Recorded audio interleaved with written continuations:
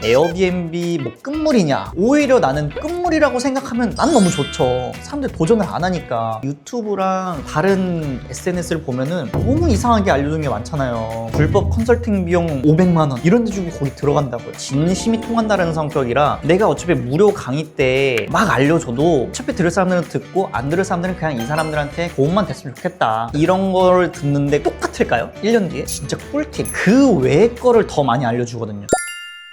뭐 에어비앤비가 지금 뭐 끝물이냐라고 많이 물어보시는데, 에어비앤비는 어쨌든 그 플랫폼이죠. 에어비앤비 이퀄 공유 숙박업은 절대 아니에요. 에어비앤비라는 플랫폼 안에 여러 숙박업이 있는 거고, 그 중에서 지금 저 같은 도심 지역에서 할 수 있는 소규모 숙박업이 외국인 관광 도시 민박업인 거죠. 에어비앤비에 등록되어 있는 서울 숙소가 1.7만 개예요. 즉 여기에는 외도민도 들어가 있을 거고, 호스텔도 들어가 있을 거고, 뭐 호텔도 들어가 있을 거고, 불법 숙소도 들어가고 등등등 다 이제 이렇게 있겠죠. 근데 전국에 있는 합법 외도민 숙소가 7,000개밖에 안 돼요. 이제 에어비앤비가 불법 숙소도 다 근절한다고 해서 이제 걷어낸대요. 여기서 많이 걷어지겠죠. 그리고 나서 타 플랫폼 트립닷컴이라든가 부킹닷컴, 아고다 이 회사들도 불법 숙소들을 다 퇴출시키겠다고 이야기를 했어요. 그러면은 공급이 엄청 확 줄어들겠죠. 근데 지금 얼마 전에 경주 에이펙 이런 걸 되게 성공적으로 마무리가 됐죠. 우리나라 위상이 한껏 더 올라갔어요. 외국인은 많이 더 올 거고, 제가 얼마 전에 부킹닷컴 글로벌 세미나 갔잖아요. 그때 부킹닷컴 세미나에서 나왔던 내용이 외국인들이 24년도 대비 25년도에 더 많은 여행 경비에 지출할 것이다 라는 게 나왔어요. 심지어 우리나라가 상위 여행객 중에 하나로 되어 있어요. 글로벌적으로 봤을 때 우리나라가 7위로 나왔거든요. 이것만 보더라도 우리나라의 위상은 점점 올라가고 있고, 외국인들이 계속 그럼 오고 있고, 불법 숙소들이 이제 계속 이제 근절되고 없어지고 있고 이러는데 뭐가 끝물이라는 건지 나는 모르겠다는 거예요. 오히려 지금 계속 활성화가 되고 있는 건데. 그럼 반대로 물어보고 싶은 게, 요즘 세상에 블루오션이 어디 있어요? 다들 블루오션만 찾고 결국에는 바다에 뛰어들지를 않잖아요. 저는 오히려 레드오션 속에서도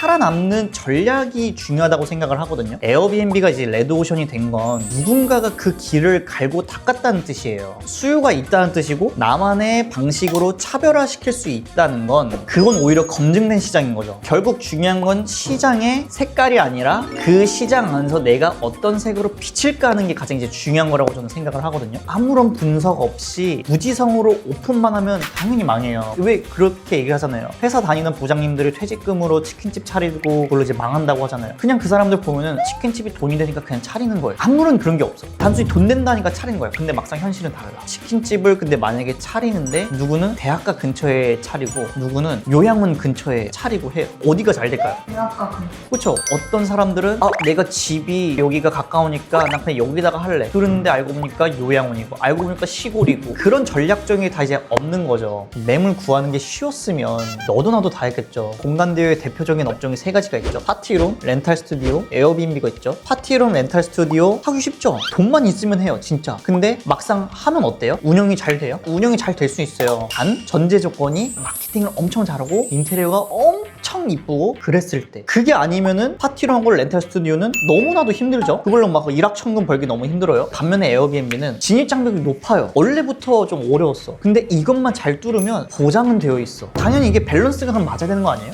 매물 찾는 게 너무나도 쉽고 이렇게 했으면 너도 나도 다 뛰어들고 다 했겠지. 가만히 앉아 있어도 소자본으로 200, 300 이제 이렇게 벌고 싶어도 당연히 그 정도는 감수를 해야죠. 다른 강의를 듣고 제 거를 듣는 사람 되게 많다고 했잖아요. 근데 그 사람들이 저한테 일관적으로 했던 말이, 모 강사는 미션이 하루에 문자 50개 뿌리는 거. 그게 먹히겠냐고요, 상식적으로. 안 먹히죠. 본인들이 그런 잘못된 방식으로 했으니까 당연히 안 구해지는 거고, 그러니까 끝물이라고 생각하는 거지. 왜 그런 거는 생각을 안 하는지 모르겠어. 내 강의를 듣는 사람들이 대부분 망해가지고 얘 거를 마지막으로 한번 들어보자 약간 그런 사람이 되게 많거든요. 처음에 창업하는 사람들이 내가 별로 유명하지가 않으니까 유명한 사람들 따라하는데, 그 사람들의 목적이 양산형이야. 여기저기 막 하래. 얼마 전에 누구랑 통화를 했는데 한 달 매출이 80만 원대요. 80만 원. 한 달에 150만 원 적자를 보고 있대요. 거기에 속아서 넘어간 거지. 말로는 월 300 이상 벌 수 있다라고 했는데 그 앞에 가르고 매출. 근데 월세는 막 160 이런 곳이거나 한 달에 예약이 풀박 찼을 때 300인 건데 과연 그만큼 찰 것인가? 아무런 수익 분석도 그런 것도 없대요. 수익 분석은 다 하고 들어가신 거예요? 볼 줄 모른대요. 그냥 거기서 매물 소개시켜준다고 하니까 내가 어디 매물 나왔다고 해서 일단 경험이라도 쌓자 하면서 들어갔대. 월 150만 원 정도의 적자가 난대. 돈이 쬐끔 벌리는 것도 아니고 매출이 80만 원이라고 하니까 당연히 그런 데서는 안 하는 게 맞는 거잖아요. 그러고 나서는 이제 나를 찾아가지고 저는 오히려 수강생들한테 메일이 오면은 엄청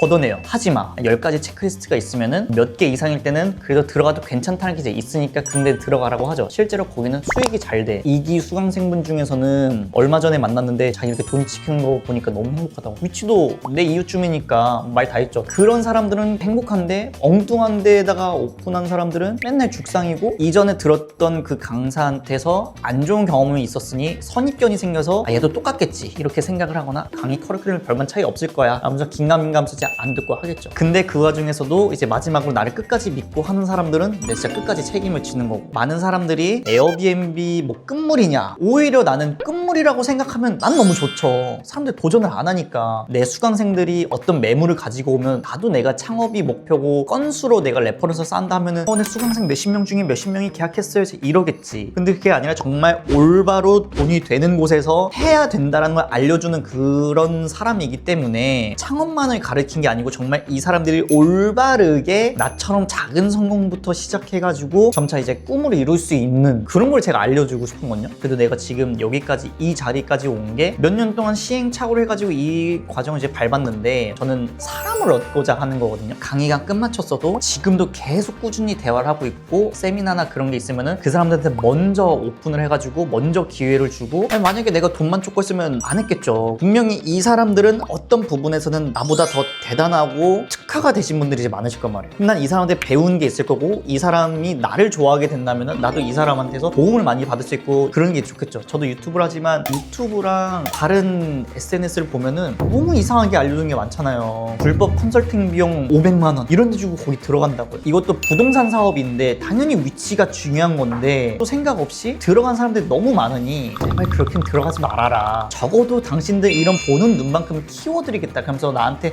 많이 물어보고 내가 이런 솔루션을 주고 내가 여태까지 겪었던 시행착오나 이런 거를 겪지 않게끔 해주겠다. 이하님 강의를 들으면 돼요? 댓글에 정말 진심이 느껴진다, 이런 거 많이 배운다, 진심이 통한다는 성격이라 내가 어차피 무료 강의 때 막 알려줘도 어차피 들을 사람들은 듣고 안 들을 사람들은 그냥 이 사람들한테 도움만 됐으면 좋겠다. 왜냐면 나도 옛날에 그랬었으니까. 근데 오히려 그렇게 하니까 사람들이 진심이 느껴진다면서 내 강의를 신청을 해요. 내 강의를 들으면 되냐? 강의를 들으면 좋긴 하죠. 왜냐면은 이 강의를 듣는다는 거는 이 사람과의 그 관계를 사는 거잖아요. 노하우와 그런 거를 정말 내가 부담 없이 계속 물어보고 코칭을 받을 수 있는 기회인 거니까. 그게 아니면 본인이 직접 노력을 해야지, 시행착오를 이제 겪으면서. 근데 나는 내 유튜브에 어느 정도 그런 거를 기본적인 거 세팅할 수 있는 걸 내가 다 설명했다고 난 자부를 해요. 그러니까 사람들이 댓글로 그렇게 이야기를 했고, 가격 설정은 어떻게 해야 되는 것이며 어떤 인테리어 컨셉을 해야 되는 것이며 내 현재 숙소의 위치는 어디인데 그럼 여기는 어떤 타겟팅들이 많으며 이 사람들이 무엇을 좋아하며 웰컴 키트 또 어떤 걸 좋아하며 후기는 어떻게 쌓으며 또 다음 스텝으로는 어떻게 가며 사람들이 저한테 그런 걸 물어봐요. 내 거를 들었는데도 1년 뒤에 내가 똑같으면 어떡하지? 절대 그럴 수가 없어요. 내가 아무리 형편이 없는 사람이라고 하더라도 그 사람한테서 뭐 하나 배울 건 있어요. 진짜 꿀팁. 그 외의 거를 더 많이 알려주거든요. 그럼 내가 이제 그 사람들한테 물어봐요. 이런 걸 듣는데 똑같을까요? 1년 뒤에? 그럼 본인한테 문제가 있는 거라고. 본인이 실천하면 절대 문제 생기지 않는다고. 자, 여러분, 지금까지 에어비앤비의 현 상황과 실태, 끝물인지 아닌지에 대해서 제가 말씀을 좀 드렸는데, 제가 여태까지 올려놓은 유튜브만 보더라도 여러분들의 입지를 선정을 하거나 기본적인 전략을 구상하는 데에는 어느 정도 큰 많은 도움이 될 거예요. 저는 지금 에어비앤비가 끝물이라고 하는 생각에 전 동의하지 않아요. 제가 아까 이야기했던 것처럼 조정 단계를 지금 거쳐나가고 있는 단계라고 보고 있고, 저보다도 더 투자를 잘하시고 저의 인생 선배님들도 이런 말에 어느 정도 공감을 하실 거라고 생각을 하고요. 에어비앤비를 지금이라도 준비를 하시고 싶으신 분들은 제 영상을 많이 봐주시면 도움이 되는 정보가 많이 있고, 다음 영상에서도